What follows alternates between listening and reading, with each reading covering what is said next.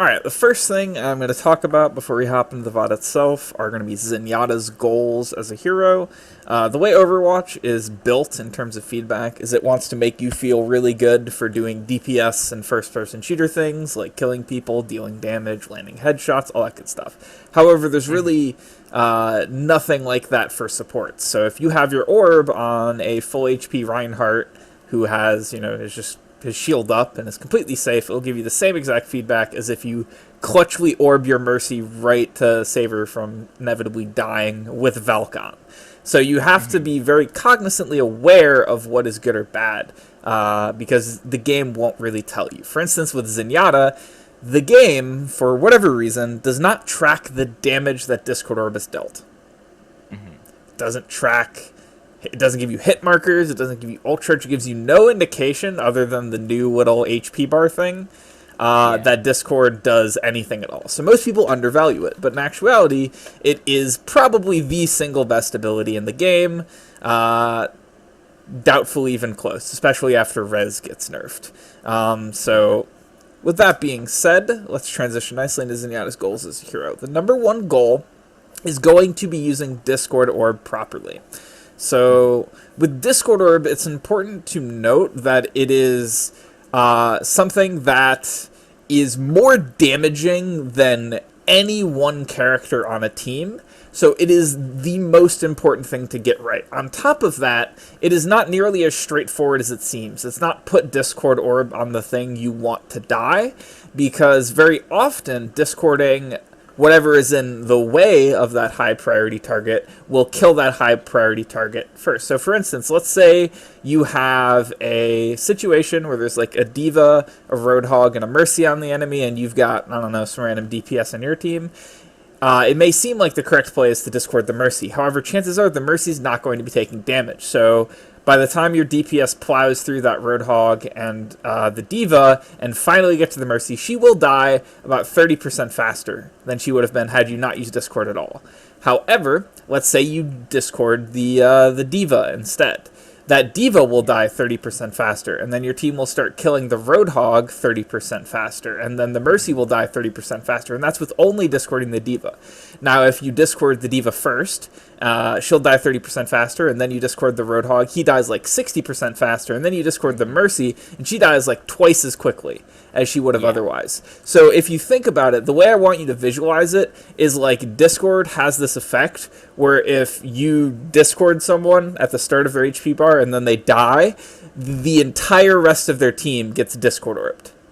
And then you can put a second Discord orb on someone else, and then if they die with Discord, the rest of their team gets discorded. Every single person you discord is like a domino. And the faster you knock down the first one, the faster you'll knock down the rest. That makes a lot of sense. Yeah, absolutely. So the way you want to look at how well you're discording is first you want to go into a fight, discord whoever you think your team is going to be focusing first. Then constantly be looking for who is our actual focus target, because more or less even low-level teams will have a focus target, even if it's just whoever happens to be closest. So you want to be discording that person. You don't want to get sidetracked on a high priority target like a Mercy. You don't want to tunnel vision on them, because you can often kill that person much faster by using Discord the other way. However, there are two exceptions to this. The primary exception is going to be anyone that is diving on you. So let's say there's a Tracer, a Genji, a Winston, D.Va, that type of thing that are directly on top of you, and the only way to survive is to kill them first. You should discord them. Chances are they'll be your team's focus target anyway, hopefully.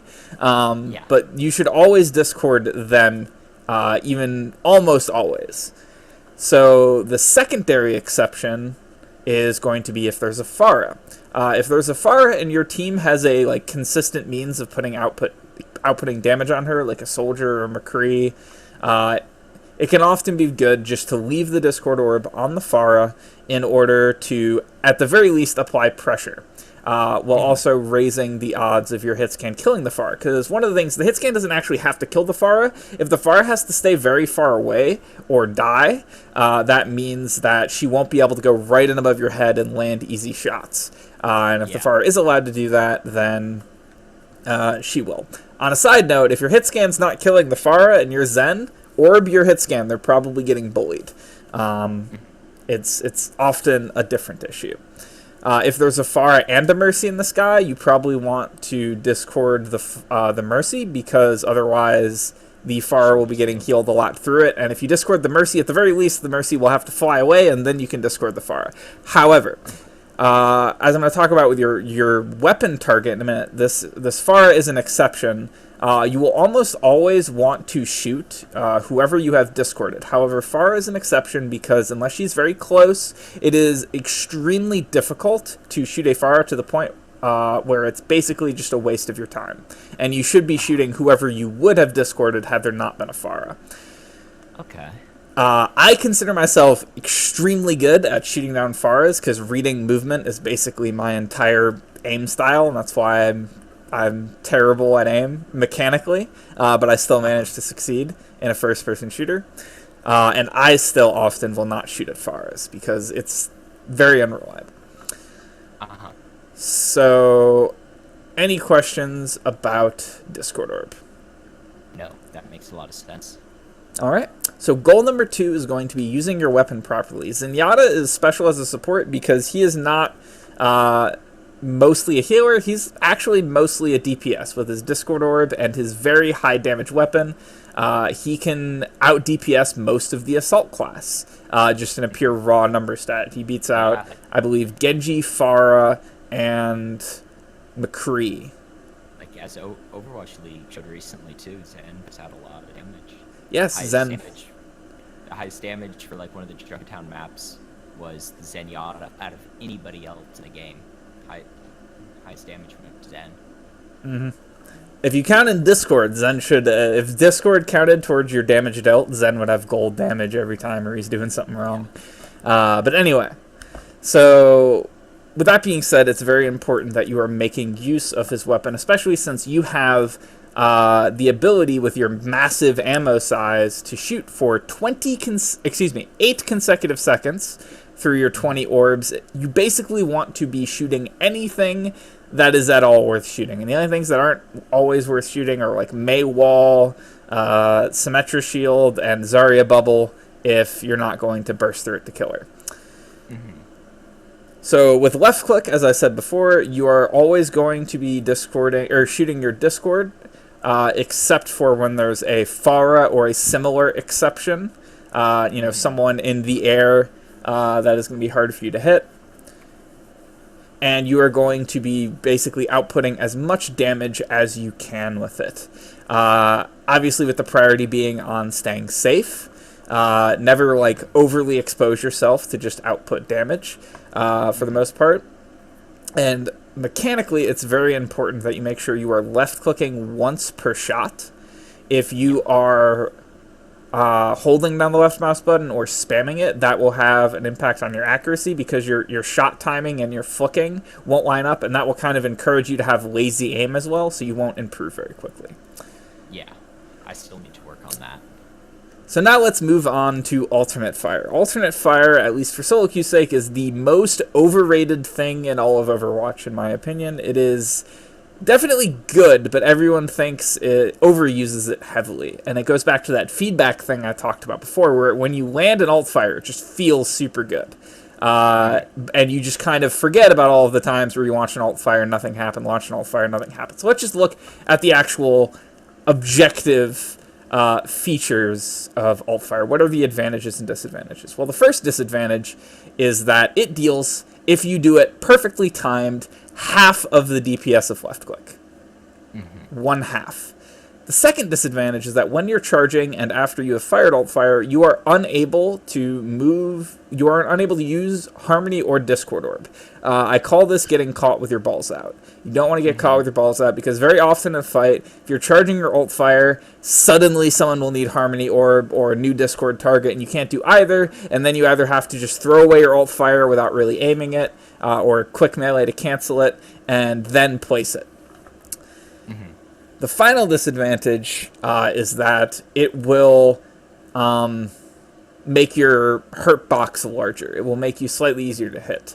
If you'd like, I can link you the video after this. You've already sent it to me. I have. Oh yeah, that is correct. But yeah, so for the sake of repetition, basically when he's charging it, it extends his knee hitboxes slightly outwards.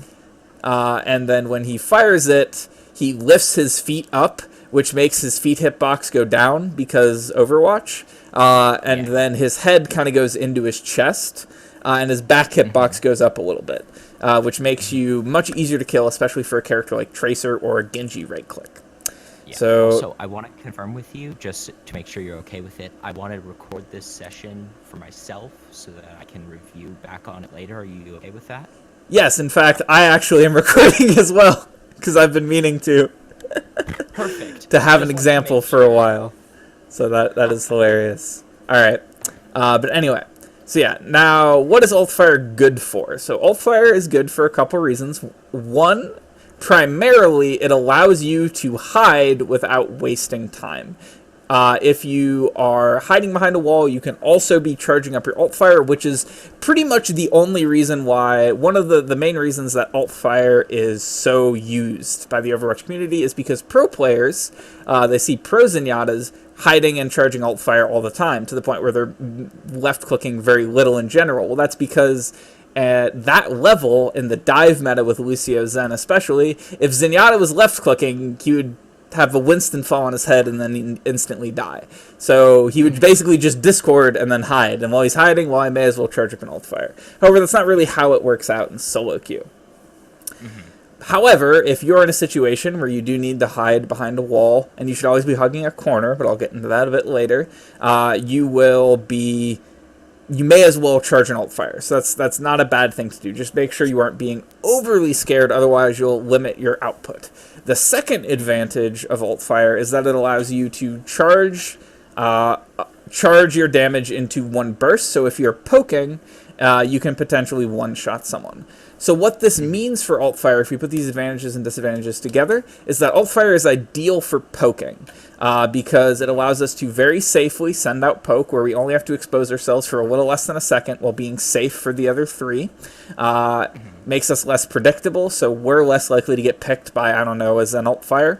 And it has the chance of one-shotting a squishy or outputting enough burst damage to allow an engage to happen, to swing the fight in your favor.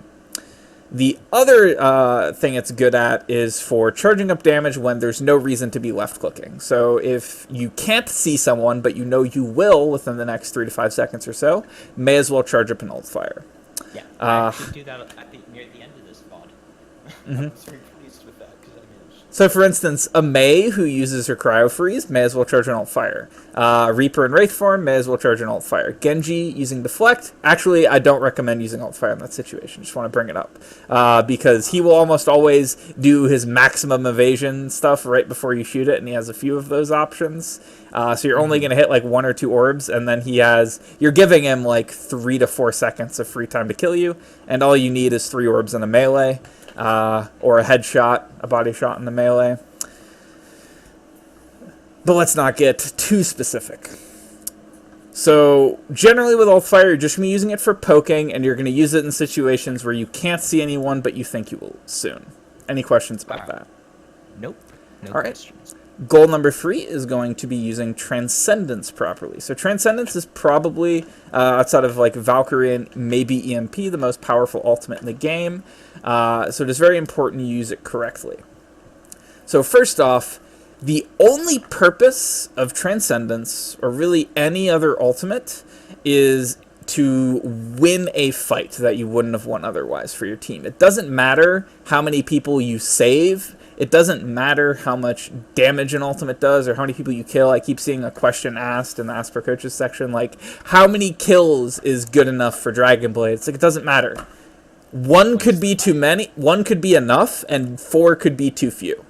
So all that really matters is that it wins you the fight. So I'm going to give you some general rules, but just remember, if you ever think that using Transcendence will win your team the fight, just do it. And that's how you'll learn all of the nice little nuanced examples.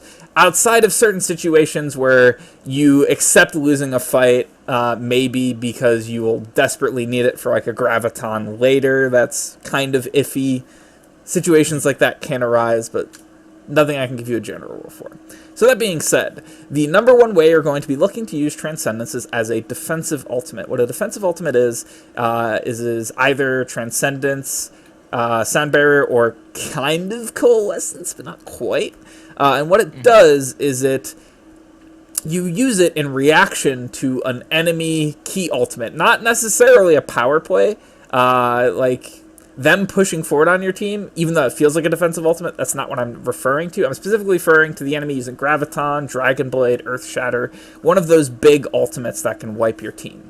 Attack Visor, Reaper Roll, all of that good stuff. Because what it does is the enemy thinks that they have a massive advantage. They're pushing on you. They think they're going to wipe your team, and then suddenly you pop Transcendence. That ultimate no longer exists effectively. And you now have a massive advantage against them. So it takes their massive advantage, and now suddenly you have that massive advantage. So that's the number one way you're going to look to use Transcendence. If the enemy doesn't have an ultimate that you can counter in such a way, let's say their comp is something like Winston, Diva, McCree, Tracer, then you're not really going to be able to use it in that manner. However, there is always the aggressive ultimate. So an aggressive ultimate is basically just any other time you're transcending. It's mostly something you do either in the situation where there's nothing to counter, or in a situation where you know that this fight is a last fight situation, whether, winning ends the game or losing ends the round, then you will be looking to aggressive trance. So first, when you trance aggressively, you're going to position a bit more forward, probably more like a Lucio, kind of in the center of your team, and you are going to wait until both teams are engaged and actively fighting. You don't want to initiate with it, you want to add on to an initiation, because if you start the fight and say, I'm Transcendence, and go in, the enemy team will just be like, cool, we're just going to wait until you're done being all Transcendency, and you chill out in about 6 seconds, and then they will kill all of you because you'll all be super overextended in the middle of the open with nothing. Yeah. And then you're going to wait until someone is just about to die. That someone could be your Mercy behind you, it could be your Winston, it could be your Reinhardt, it could be you. It could be anyone who's right about to die. You Transcendence right before they die to prevent them from dying. So that way you keep the fight even and you hold it for as long as possible. And that is how you will use an aggressive Transcendence. So those are the two types, where basically defensive is countering an enemy ultimate, aggressive is just anything else. So that's kind of when you Transcendence. Now, also important to remember how you Transcendence. So first off, when you're Transcendencing, that's all you are. You're not your damage, you're not Discord. You can't, readjust your Discord or Harmony or anything like that. So there's no point at looking at the enemy. There's no real point in keeping track of them. So you want to make sure that you are looking around for your teammates, because you want to be in the center of your team. Don't lead the charge in front of your team. Don't sit in the back. I've never seen anyone do that, but obviously that's incorrect. And you should be looking all around you to make sure no one dies. That's your only job, is to prevent anyone from dying during Transcendence. Make sure that you are looking to body block certain things, like a Reinhardt charge might be good to body block. Even Far rockets or Junkrat bombs, you can kind of catch them. But usually something more like maybe High Noon. You can fly right up to McCree's face in High Noon and maybe block a couple bullets. But that's kind of not that important. The last thing of Transcendence mechanically is make sure you use about the last 1 second of Transcendence to retreat back to a good position so you don't end in the middle of the open. Pro tip, you can jump right as Transcendence ends to keep your speed a little bit longer. Cool. All right, any questions about Transcendence? No questions. All right, side note, when you have an enemy Genji who is Dragon Bladed and gets Nano Boosted, he can kill people through Transcendence, however, only if he has dash. So if you see a Nano Boost or a Nano Blade happening, he will probably dash to you if you're not Transcendencing to try and kill you beforehand. So you want to bait him into dashing to you, and then you Transcendence right before you die. So that way he has no dash and he can't actually kill any of your 200 HP heroes. Perfect, good to know. All right, so goal number 4 will be using Harmony Orb properly. So Harmony Orb, despite Zenyatta being a healer and that being his primary healing ability. It's his least important part of his kit, and it should be your kind of lowest priority. That being said, it's still powerful. Any healing ability in the entire game is powerful, even Soldier's little heal pad, so it's important you are using it correctly. So, first off, the highest priority healing a target is the person who is taking damage at the highest risk of dying, who you can potentially save. If multiple people kind of are tied in that category, the priority will be as follows. Number 1 is going to be your Mercy, your other healer. It's your Mercy. At least at the moment. For several reasons. First is that by keeping them alive, you will deal way more healing through them than you ever could, because you have a measly little 30 HP per second. Second reason is that they're the only person on your team who can heal you. That's why double healer has been run basically forever, is because if you have one healer, even if, like Mercy, they can solo heal for an entire team, it's very easy to kill them if no one can heal them. The second priority is going to be any squishy hero that's separated from your team. So that would be like a soldier on the high ground or a widow on the high ground, maybe a tracer or a Genji flanking, that type of thing. Because they will be very hard for your Mercy, your other healer, to heal usually. And also they're probably at the highest risk to suddenly start taking damage, and it will give them more space to work with. So your Tracer can play more aggressively without needing to get a health pack. Your Widow won't have to spend as much time hiding, waiting for a heal, that type of thing. Yeah. The third priority is going to be any other squishy hero at all, which would be like, a Junkrat or a soldier that's with your team. Standard stuff. The reason that they are a higher priority than tanks is because when they start, tanks have big shields, they've got big health bars, they're not just going to suddenly die, they have a lot of means to defend themselves, and if they do just suddenly die, you couldn't have helped them anyway. And also, if they are neglected, they will not be able to output very much damage, because they're going to have to run and get a health pack, they're going to have to hide, and if you have those moments where it feels like, oh my god, my DPS are so bad every game, they never kill anything, odds are it's because you as a healer are not healing them enough, and they're spending large chunks of the fight not actually fighting, because they're not getting healed enough. So, for instance, if you have a Pharah who's a problem, if your McCree gets hit by a Pharah rocket, and you don't instantly turn to heal him, he's either A, going to just die, because he could die to basically anything at that point, B, he's going to hide in a corner until someone heals him, or C, he's going to run off and get a health pack and won't be back until the fight's already basically over. Final priority is going to be tanks. That being said, tanks take a lot of damage, so you'll be healing them a lot, if not more than everyone else. It's just important that you switch the orbs to a different target whenever it's needed, because they are higher priorities. Makes sense. Any questions about any of that? Alright, so the final thing I'll say is not a goal, but I'll list off Zen's positional rules, because they are very important. You want to position about 15 to 25 meters behind the front line of your team to create a good buffer distance between you and them, so that anyone who wants to kill you either has to go through your team or around your team. You don't want to go too far away, otherwise you won't be able to be as effective in a fight, and you'll be completely isolated if you do get flanked on. You also want to make sure that you have as much vision of your team as possible, so that you can apply harmony orbs and direct the fight. You want to make sure that you are hugging corners, because corners are very important to keeping you alive, because if you start taking damage, you can quickly duck behind a corner and avoid seeing whoever was shooting at you, as well as keeping you safe from explosions like a Diva Bomb or something like a High Noon. And it also, always just having more options to escape is always good. And then finally, you want to be able to see very little of the enemy team. You just basically need to see just enough to use Discord properly. And you're almost always going to be Discording the enemy front line. If you're Discording the enemy supports, one of you is out of position. Good to know. Alright, so that being said, let's get into it. Just kidding, we're going to talk about settings for a second. However, I think for the first time, because I already talked to you, I think, everything looks good. Your crosshair, I think, looks, it's fine. Having Discord on right-click is very good. Since I'm recording that, that's why I'm talking about this. Perfect. Having Discord on right-click allows you to Discord spam, which is useful for shooting at, like, let's say a Rhine shield. You can just spam right-click, and then the moment he drops shield, he's discorded. Also, it feels very natural to, like, right-click and then start left-clicking someone, because you should always Discord orb whoever you're shooting, and it's much more of a secondary fire than your secondary fire actually is. And Yeah, I've gotten very used to that right click. It fucks me up whenever. Yeah, just having it on E is very bad.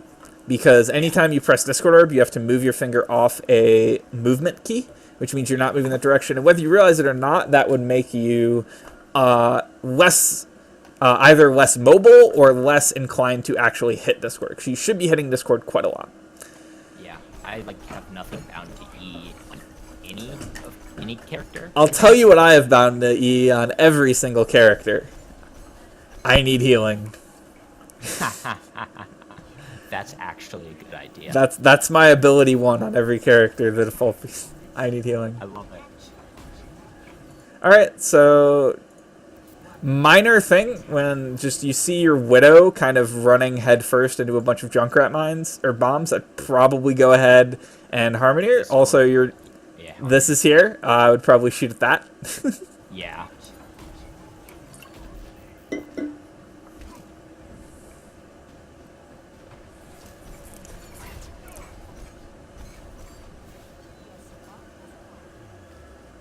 So I think you tried to Harmony your Roadhog, but missed the button. You like looked at him and then looked away. Yeah, but I think I probably did. But just in case, obviously you should have. Right here, I don't recommend against doing this, because as we see, we are in the very front of our team. We want to be near the back of the team. While our team is actually moving, we don't want to be like 15 to 20 meters behind our team. Just, we want to be in the back, but kind of with our team, so that we can, support them when the fight starts. However, we're kind of being very aggressive. Since we know they have a Junkrat, we're basically begging to die. Luckily, Deus Ex Machina happens, and he just dies for no reason. But that was very risky. And also, our Roadhog split off by himself. This would be a good time to kind of communicate and chat, like, hey, let's stay grouped. Your team will not always listen for stuff like that, but the times that they do, that can change the outcome of the game. Because now, this would be a 6v5, easy win. However, now your Roadhog's dead in a spot where he probably won't be rezzed, and your team wasn't with them. That may have been preventable. Maybe not, but maybe it would have been. Yeah. And you'll see me do this a few times where I go forward to, like, I get too aggressive, and then I catch myself and go back. Yeah. Just because I'm trying to think about it. Alright, so this is fine outside of the ult firing here. You can clearly see that he's still right, right there. Oh, so yeah. you should have kind of kept left clicking. Also, you've been a bit low ammo. You don't need to be this picky about adjusting Harmony Orb. No one's really in any danger, so this is a good opportunity to be like, there's no shooting I can be doing. It takes me 2 seconds to reload, and once I reload, I have enough ammo for 8, which is the significant part of a fight. So I want to make sure that as much as possible, I start the fight at full ammo. So you didn't really need to adjust it here. Just go ahead and reload. Discord in your wrist is good. Your positioning is mostly good. However, this is a bit of a mistake. Your position right here is fine. You've got a nice little corner. You have just enough vision to look down on them.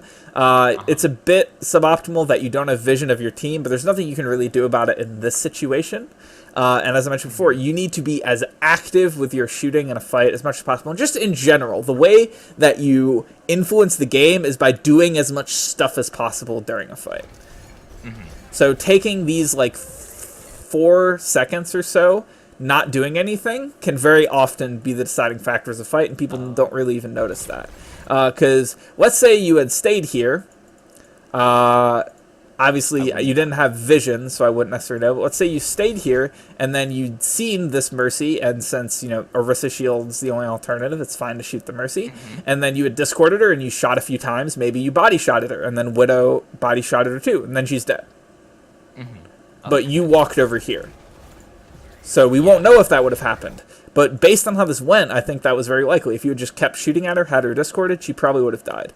Even if you just body-shotted her once. She died anyway, in that exact way I kind of told you. She got hit by a fire rocket, which is like a Widow body shot, but that nearly did not happen. So right here is Not a terrible decision. However, this soldier is insignificant right now, and your team is focused on that Orisa. You need to be focused on punching through that Orisa shield and through the Orisa as fast as possible, because that's what your team is also focused on. You are firing it just kind of vaguely at enemies that are over there, not participating in the fight yet, when you could have helped your team roll over the people already on the point with your team. So your Pharah gets hooked in your eyes. Luckily, your Mercy was there. The Roadhog dies. You did not discord him. Your Widow dies. You did not Harmony her, so you may have been able to save her. Okay.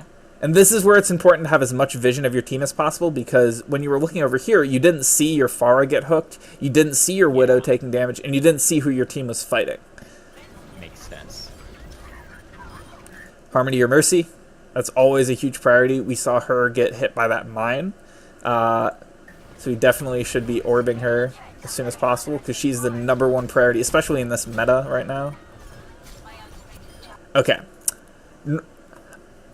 I normally hold off on mechanical stuff for later, but I'd just like to briefly mention, you've got a nasty like double flick going on that's really hurting you. With your flicking, what you want to do is just kind of keep your crosshair on them and near to them, and then do a last moment small flick in order to slightly adjust your aim towards them. And the bigger the adjustment you have to make, the bigger the flick you'll do. However, you want to keep it small because that means you'll be more precise and it will take less time, which gives your opponent less time to move. What this suggests to me is that it looks like you're tensed up. It looks like you've got, you're tense, you're like, God, we got to win this fight. You've got a tight grip on your mouse, so when you like actually left click, your hand like shakes a little bit because you've got such a tight grip. You want to consciously focus on having a very loose, like your muscles relaxed, have a very loose grip, because that's what will give you the most control. And that's something you kind of have to focus on. Okay, let's get through it. You were very slow on harmonying the Roadhog, which with Zen not as huge of a deal, but potentially damaging. However, I like your positioning a lot here. You've got good vision of your team. You're near a corner that you can use to manage your OLS by ducking to the left, and you see enough of the enemy to do everything. So, and you're a good distance back, so this positioning is very good. So you immediately leave it. Okay, so this is something that's very subtle but very important. You could have output, ideally, let's say 600 damage in this time where you are doing nothing. So that, you could have killed their Orisa and their soldier, ideally. More likely, you could have broken the Orisa shield, damaged the Orisa, and then she would have been just about dead in this time. So spending this time not doing anything is hugely detrimental. It's what you focus on first is on doing anything at all. Anything at all. The second thing you focus on is doing anything at all to the correct person. Then you worry about doing the right thing to the right person. And then finally you worry about doing it well. Okay. But you did have Harmony on the Mercy, and that kept her alive, which is a huge deal. And there we go again with these, just tense.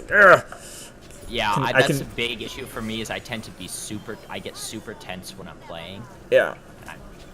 That's something I've really been struggling on reducing. That's good. So your aim doesn't look bad, especially since it looks like you're new and you're in silver. So you're mechanically, it seems like you're good. So you actually not. My main account's in plat. Oh, all right. Well, I would have preferred the game on that one. I've been only playing tanks on that one. And okay, fair enough. I got kind of tilted and went on and lost like 7 matches in a row, and it dropped me. It dropped me really far on this one. Yeah. All right, but anyway, so what I see here, the payload is not your friend.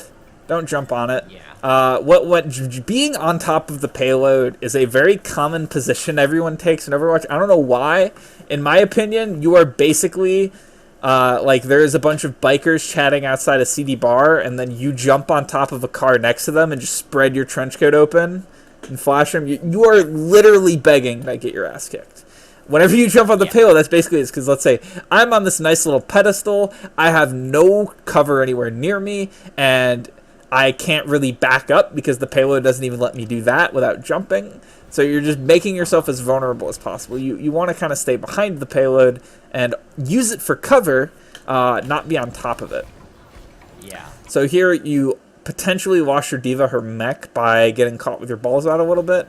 So when you're charging up alt fire here this whole time, it's not a terrible time to charge alt fire, but you couldn't harmony your diva. Yeah. By the time you shoot it and then you harmony her, she gets demeched. I think that was a Reaper.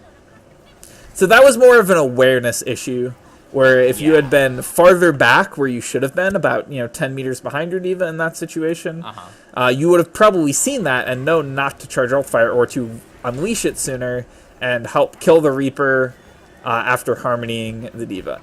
Okay, so here you are in a very dangerous position. You're out in the open, you don't have any cover, and you are in front of your whole team. You want to be, of course, in the back.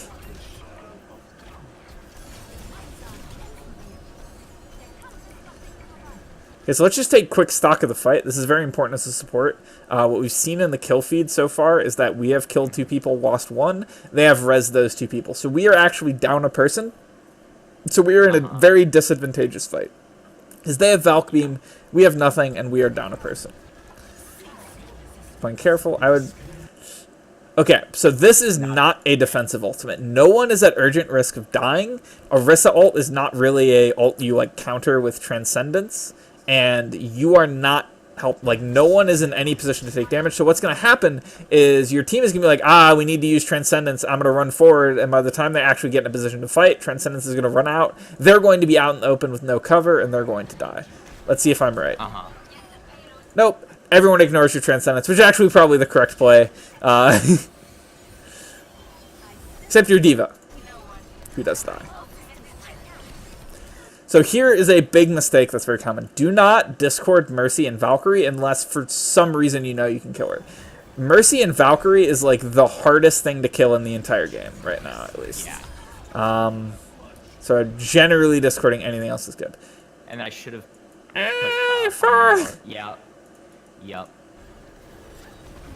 Okay, so your Pharah died. You absolutely could have saved her. You've also had 8 ammo for about 12 seconds now, and you haven't shot for 8. There we go.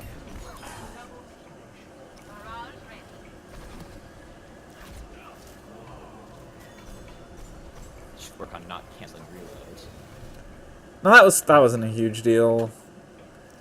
It plagued me in one of my other VODs. An older one. Perhaps. Okay, so yeah, again, you pushed a bit too far forward. Not horrendously, but you do not see your Widow. You don't see your Mercy. You don't see anyone on your team. And then Widow's dead. Yep. Diva's out of mech.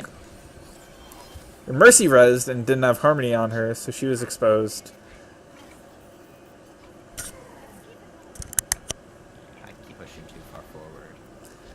So this is where, this is exactly where I would be in the situation. You're poking forward just enough to launch an alt fire, especially since you're so close to Transcendence. So this is good.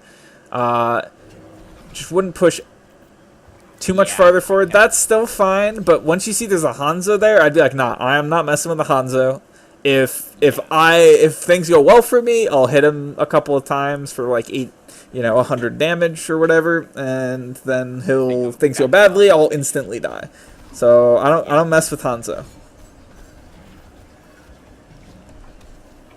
Okay, so a fight was happening for at least 5 seconds there, and you did not contribute. It's just another thing to watch out for. That's the #1 thing I generally see from players in lower SRs is them not participating in fights. But here, this was absolutely a reactable situation. So when we see here, it takes him a full second to deal 130 damage. So if we had tranced that, I think that should be within your reaction time from what I've seen. That would have completely turned the fight on its head. Now your Mercy's going to try and throw the game for 1 SR. Oh, not quite. Maybe. Oh!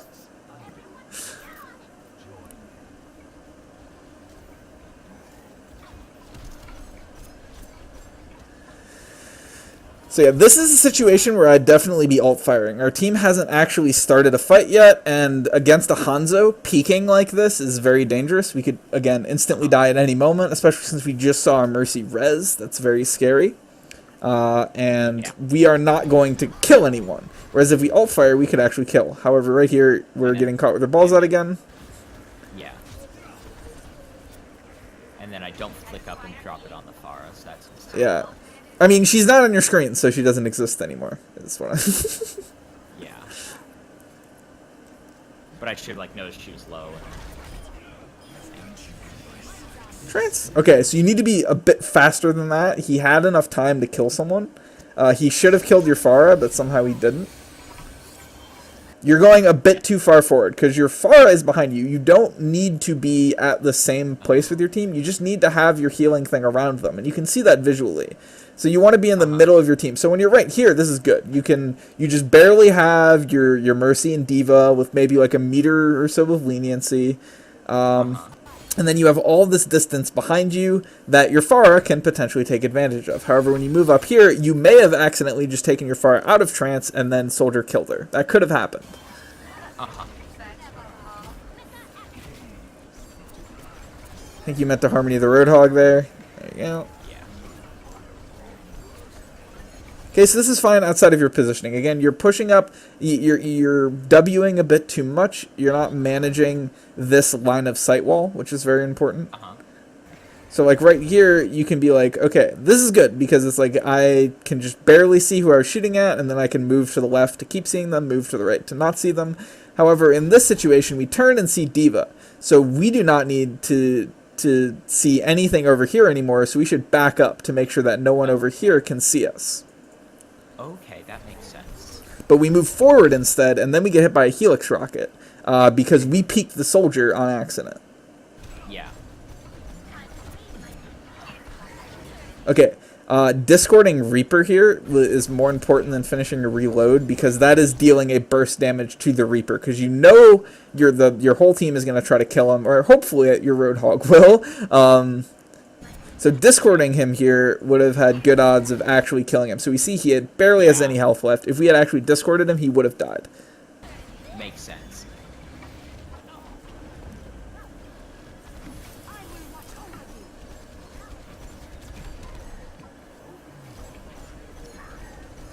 Okay, so I can tell you're holding down the left click here because every other time you've been more active at shooting, you've done a lot of those like crazy flicks. Now you're not really flicking at all.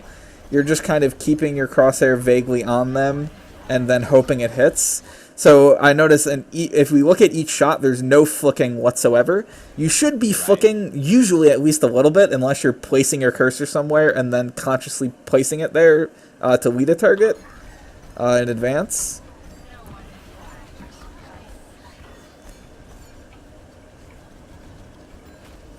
Okay, so we're a bit over-focused on the Reaper right now. We don't have any vision of our Mercy or Pharah or anyone else over here, and we don't have vision of the rest of the fight. We don't have Discord on anyone, and we could have just... Well, Reaper, as I mentioned before, with if you don't heal your DPS, they run off and get a health pack, and then by the time they get back, the fight's over. That's what you should be doing right now, making the fight over while the Reaper is going to get a health pack. Okay, that makes sense. So we look around... Diva is almost dead. She hasn't been harmonied this whole time. Their Mercy is like in the middle of your team. Fire happens. Did he forget how to explode it? He must have. Okay, so you got a bit over-focused on the Mercy there. But then... And I should probably have been back by that corner of that building. Or this position's fine, but I would definitely side with it. This is where, again, there's a bit of a problem. We're completely out in the open. We're very vulnerable. We don't have any vision of what's happening. We have our back to the enemy. We're in front of our tanks. We're gonna die. Especially we're so close to trance. This is a huge potential problem if we die here. So we have to trance. So the decision to trance here isn't the mistake. People always ask like, how do I when should I trance? I keep like panic trancing just to save myself. Is that bad? And it's like, well, no and yes. The decision to trance here is not the mistake. The being in the position where you have to trance to save yourself is the mistake. Yeah. So trancing here is correct, but you shouldn't have been here in the first place. Makes sense. And So you didn't use the last second to escape, so now you're in the middle of their whole team about to die. Luckily it's silver, so you're fine. Diva Bomb kills everyone, and Dank Memes, end of round. There you go. Yeah. Apparently I healed the Mercy? Huh. I guess. I don't know.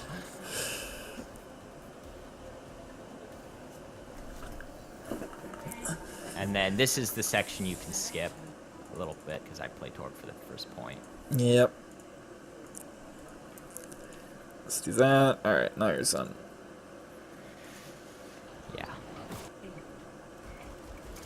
Okay, so let's talk about high ground. So high ground for many characters is very advantageous. However, for Zen, it's purely advantageous as a way to survive better. So if there's someone who's killing you who can't really traverse high ground very well, like let's say a Tracer, being on high ground can be very good. However, it makes it much more difficult to deal damage in a way a lot of people don't realize. So like right now, let's say, let me see if we get a better view. I'm not really sure what I'm doing here. Alright, so let's say we're shooting someone who is right here, okay? And we're looking down on them. So they can do any type of movement. They can move towards you. They can move like this. They can move like that. They can move in any different direction, and all of them will make you miss a shot. Now let's say we're trying to shoot someone who is right here. They can move left or they can move right. So as a projectile character, it's much easier to predict their movement in order to actually land a shot, because there's only two ways they can move unless they jump, which will move them up slightly, but then it puts them in a predictable path, and that compensates for that. So it's a lot easier to hit people who are on the same plane as you if you're a projectile character. However, if like we're a hit scan, and we're in that situation, we're looking down on here, well then it matters less. It still matters, but it matters less that they can move in the omnidirectional. And then as a as a character, their head, we're kind of like looking down on them, so we can see their head better, which makes it easier to shoot them. Their character model is a bit wider and less thin, just kind of. So that's one of the reasons it's good to have a hit scan on the high ground, but it's less good for like a Zenyatta. That makes sense. I didn't even think about that. So we're up on the high ground. We're a bit separated from our team kind of as a result, so we're not really making value. The only purpose of staying alive in Overwatch is to help your team win a fight, and since being on the high ground may have helped you stay alive better, it means you and your Mercy are now not participating in the fight. Yeah. Your Diva gets demeched. Your Roadhog kills someone, luckily. Our Baby Diva nearly dies. Our Roadhog nearly dies. Now we're back in the fight. So we didn't get punished for it.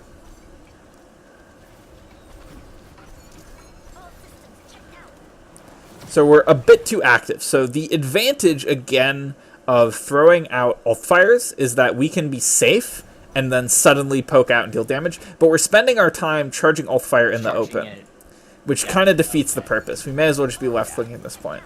So we don't want to poke out for this long, and we've been getting away with it. Punished for these mistakes. Yeah, that's the reason I ask for close games, is because I can show you getting punished. Like, this game has been very one-sided, at least so far. So I haven't really been able to show you getting punished. So what's happening right here is you are not participating at all, which is, I understand it's because it's Visor. That makes sense, but again, the purpose of staying alive is to help win your team the fight. And by just being like, I'm just going to wait out this, this thing, you're saying, okay, I'm going to wait till the fight's over, and then I'm going to re-enter the fight. So we may as well, we've got enough HP, let's sit, like, at this piece of cover and, like, discord the soldier and maybe fire a couple shots at him or just do something. Because maybe we can kill him. Who knows? Our soldier was out in the open, and he didn't even die. So we mess up with our ammo again. We didn't do anything for a couple seconds, so we should have reloaded. We didn't discord the Tracer, which is very important. If you discord the Tracer, the soldier could have potentially just one-shotted her with Helix Rocket. There we go. We're a bit out in the open. Ideally, we want to be positioned kind of more along this corner so that we can move left to right.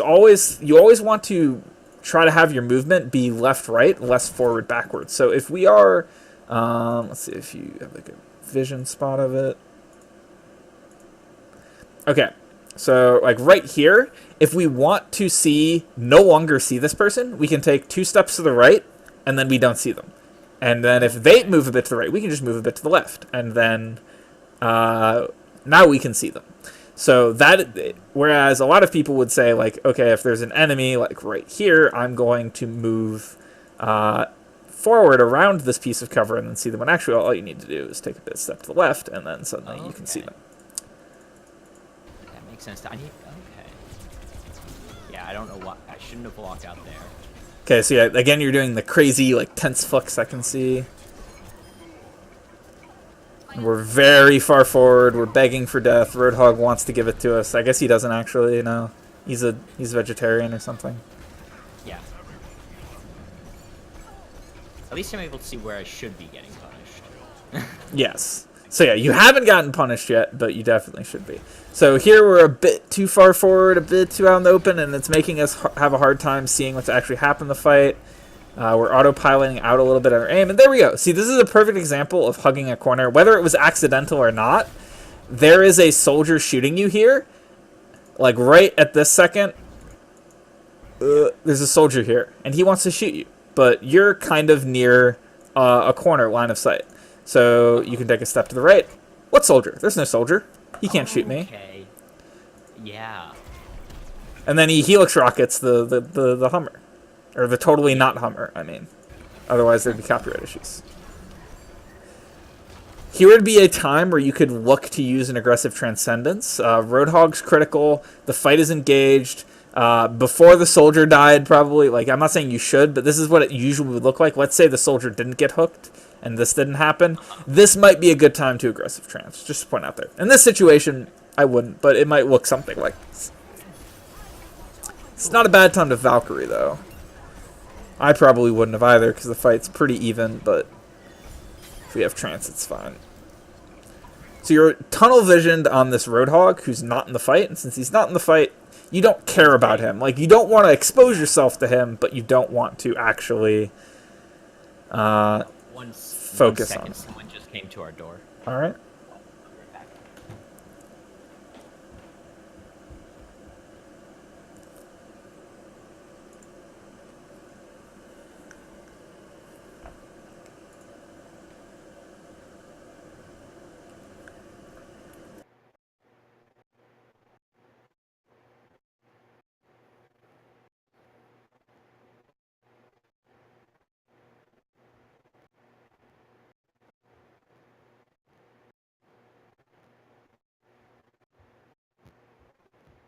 Well, hello everyone in the recording. This is awkward.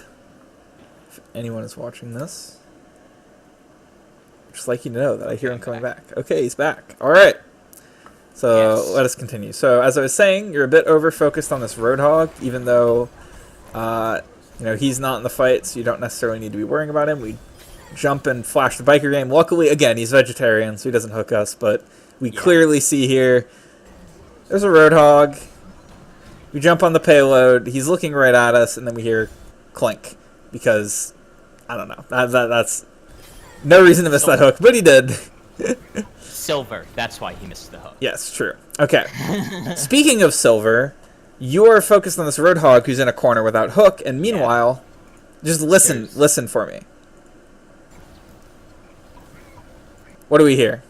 Winston? Nope. Oh, Tracer. Yes, Tracer melting your backline. So you need to be turning and shooting that Tracer and harmonying that maybe Mercy who's there. So that seemed cool and all, but that Roadhog didn't actually exist. So you didn't remove him from the fight. He already removed himself from the fight. Whereas you could have killed this Tracer who almost killed someone on your team, maybe Baby Diva. Luckily your Widow did it for you. I don't know why I followed the monkey in there. That was dumb. That was fine. You were getting Mercy heal. There's nothing that really could have killed you. Oh, that's the true. fight's already over. He doesn't do that much damage. His damage is very. I think ideally he can put out like 100-something DPS, but realistically, it's not going to be that much. That's a fine Transcendence. A bit too soon, but now we're nitpicking. However, we see the Roadhog. We're right next to him. What's over here? Are we like, this person could have just died. Who was it again?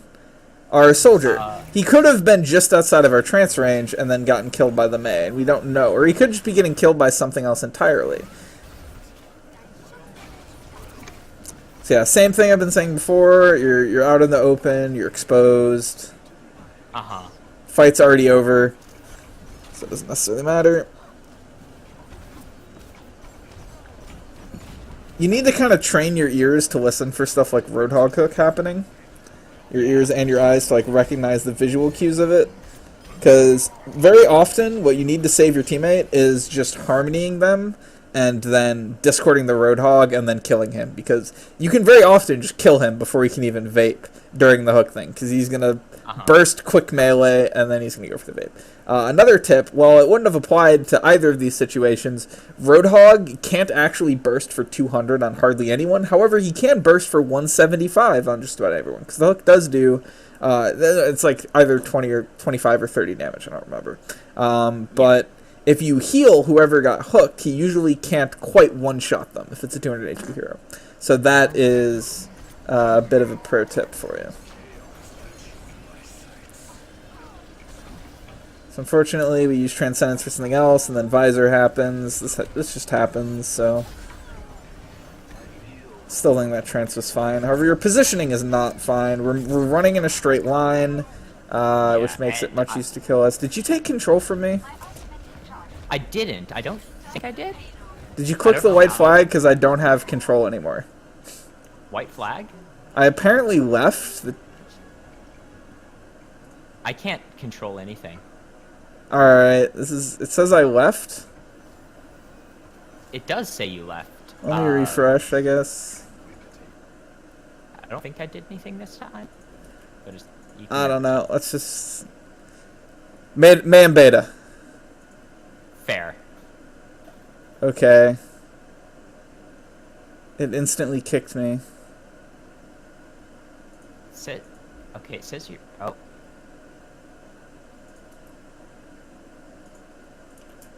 Because it decided it hates you now.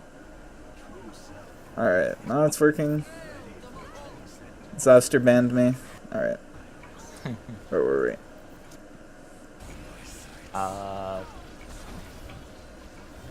Shortly after this, I think... Was that my first death this game? May have been. I think it was, yeah. I didn't even see you die yet, I don't think. I died to the McCree right here. Yeah, so yeah, let's just look at your... Hopefully you watch this kill cam, but we should... No, you have turned it off. Turn kill cams on, pro tip. It can be very helpful for showing you exactly how you die if you look at it. And look at how easy you were to shoot. Like, what did the person have to do to hit you? Did they have to do, like, flicks? Or did they just keep their cursor in one place and just shoot you because you were moving in a straight line? Did they punish you for jumping? Were you kind of, like, too exposed? Were you, like...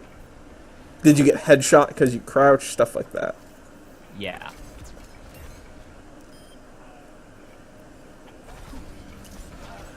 Yeah, I can definitely see a downside to, like... To this I'm training myself for bad habits and not getting punished for mistakes nearly as often. Yeah, so we spent another good portion of the start of the fight not participating. The place you could have been is just right here. We could have been managing that, kind of trying to shoot under the payload, but we kind of walk all the way around here. Huh? Now I see the scribbles. I didn't see it initially. Okay. But yeah, we kind of overextended a bit. Now we have nowhere to retreat. Luckily the soldier doesn't kill us, and then our team kills everyone else.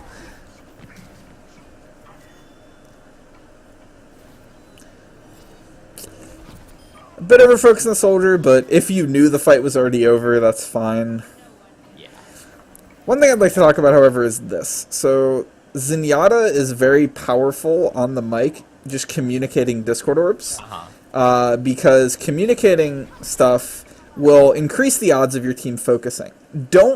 I don't recommend telling your team what to do, because especially in terms of like going places, because usually people will listen, except for one or two people who are way better than you and know what they're doing and are tired of you hell, and they'll just do whatever they were going to do anyway.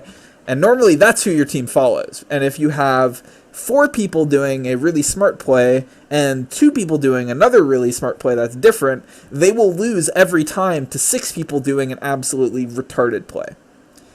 Because it's all about staying grouped and contributing a team fight. So you just communicate information to your team. Call out who you've Discord. Call out where they are. Very simply and briefly. Like, Mercy Discorded in the back. Soldier Discorded high ground. Tracer Discorded behind. Or not even Discorded, just say marked is the best. Winston marked on me. That type of thing. I was trying to get This is an awkward situation. Your team, this is another place where you could be communicating. Like, I'm not with you. I wouldn't go up the stairs with them. Okay, so yeah, Trance was a bit late here because we let someone die. In this situation where we're seeing, okay, we have 2 people nearly dead. Roadhog hooked this guy. I would just Trance right here and make sure that the person, again, Roadhog can't burst for 200, especially not through Trance, considering the delay. Unless something helps him. As you can see here, he didn't even kill him right away. So if we had Trance, we would have also countered the Visor, and now we're basically just keeping ourselves and Widow alive, which might win us the fight, so again, that could be fine. It looks like you're going to get value from Trance regardless, even though you didn't do much. You should have harmonied her. Yeah. So your instincts are good with your positioning, it's just you keep ignoring them until you take damage. They don't kick in until you take damage, so like... Yeah. You're too exposed, you're not having a corner, and then you start taking damage, and then you're like, I'm going to play this corner now. Whether you ever thought about it or not, that's what you're doing. You're playing this corner. And you should just kind of stay at this corner. One of the marks of a very good immobile backline hero player is that they will do very little forward and backward movement, at least during a fight, and will mostly be moving left or right. That was a really intense moment, I could tell by your twitching. Yeah. I can almost feel your heartbeat through your mouse movements.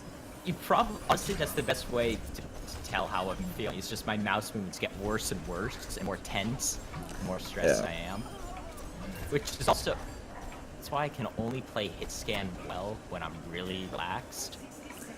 I'll give you some tips on that after. Yeah. Because I've dealt with that myself. So it's looking like it's mostly over. I don't like what you're doing here. You should be positioned where you can actually help your team. So now your Diva's demeched. Your soldier had to back up because he was taking damage when he wasn't shooting people. Diva almost died. Now Roadhog's almost dead.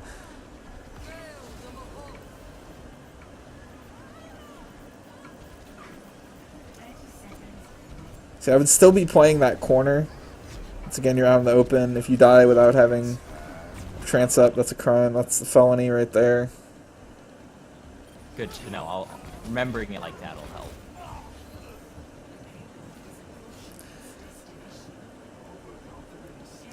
So it's important to remember that as a support, what you are is a small frightened child. All right, you're not a tank like you may be on your main account.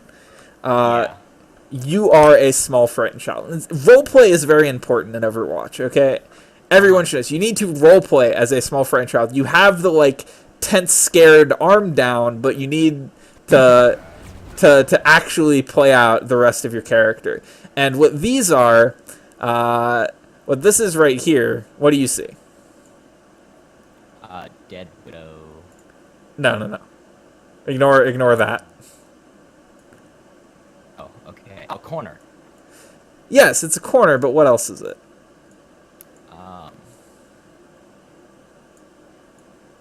Safety? It's a teddy bear. Ah, it's a teddy bear. Okay. And as a small frightened child, you need to hug your teddy bear. It will keep you safe. Okay. It will protect you from the evil red men. So whenever you're scared, which is always, because we've established you are a scared, frightened child, just period. That's your only character trait. You need to hug your teddy bear. So maximize hugging your teddy bear as much as possible. And it's not a Reinhardt shield. That's like, a nice fancy toy. It'll break in a month, if not a day. These teddy bears, they're all around the map. They're all over the place. They're never going to go anywhere. They're never going to break. They'll never leave you. They're always there for you. So you need to hug them. They will keep you safe, all right? And right here, that's what killed you again, is you were not hugging your teddy bear that was right back here. Yeah. Your Mercy's hugging your teddy bear, and look, she's fine. She doesn't care that it's high noon. It's 5 o'clock for her. She doesn't care. Oh, okay, that makes sense. I will say I really appreciate all the analogies. I do too. It keeps this fun. It keeps it fun, and it's like I know, and like some coaching sessions I've had, it feels like people are just saying, "No, you're doing you're shit. You're doing everything wrong." But it makes it a bit more fun. See, that's what I like about the way I coach, is because I can do exactly that, but I say it in such a way that doesn't make everyone leave, so I get to continue telling everyone they're bad at video games. It makes me feel Exactly. No, Okay. I need someone to tell me I'm bad. So you got a bit panicked here. You're not discording. You didn't harmony. You cancel your reload 4 consecutive times now, and Probably. you're out in the open. You don't need to be contesting when both your tanks are on the point. You need to stay alive. Yeah. Whole hog comes out, pushes everyone off. You are begging for the sweet embrace of death.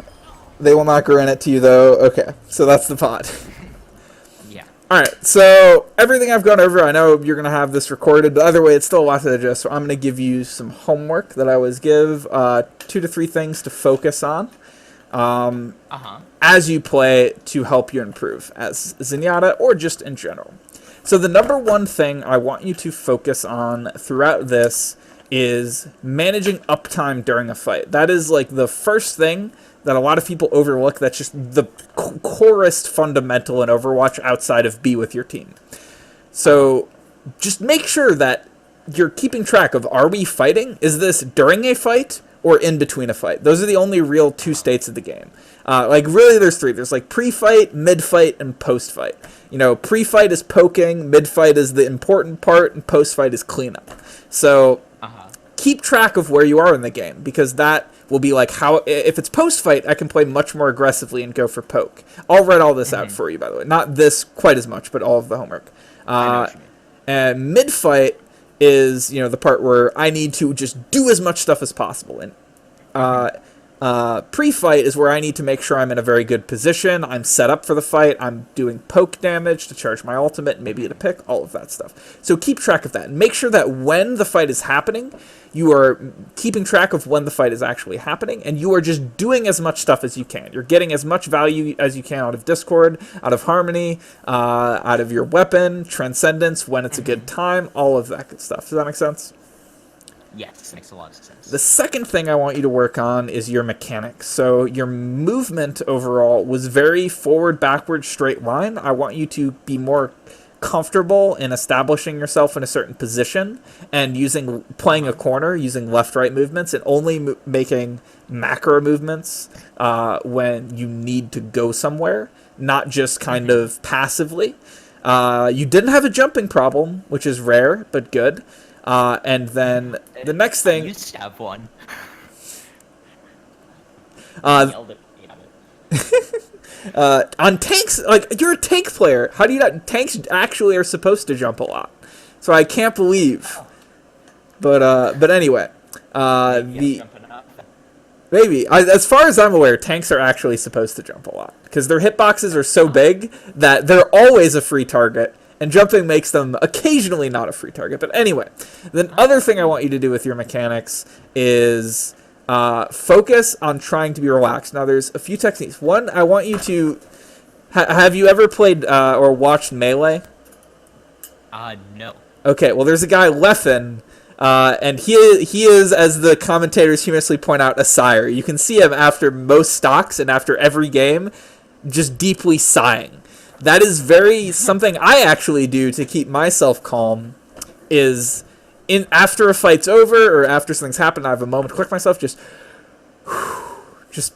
breathe in and out and just try to relax, consciously relax your muscles, and just keep an eye, or not an eye, but just be aware of when you're tightening up and just force yourself not to. And then eventually you'll kind of break out of the habit. Second tip, worked for me, might work for you, try chewing gum. If you're chewing gum while playing, you might, have an outlet for that, tension you're trying to do. And I notice whenever I'm chewing gum and playing, I'm much more like composed, almost to a fault. But I'm much more like relaxed and composed and like less invested for some reason, which can help with nerves and tension. That makes sense. I should try it because I do have a tendency to need something like that. Like previously, I tried to stay relaxed by smoking. But that's terrible for everything else because I can't focus on the game as well. Smoking bad for you? What? Yeah, I know. I've never heard that before. All right. I know. But yeah, no, I should try chewing gum. All right.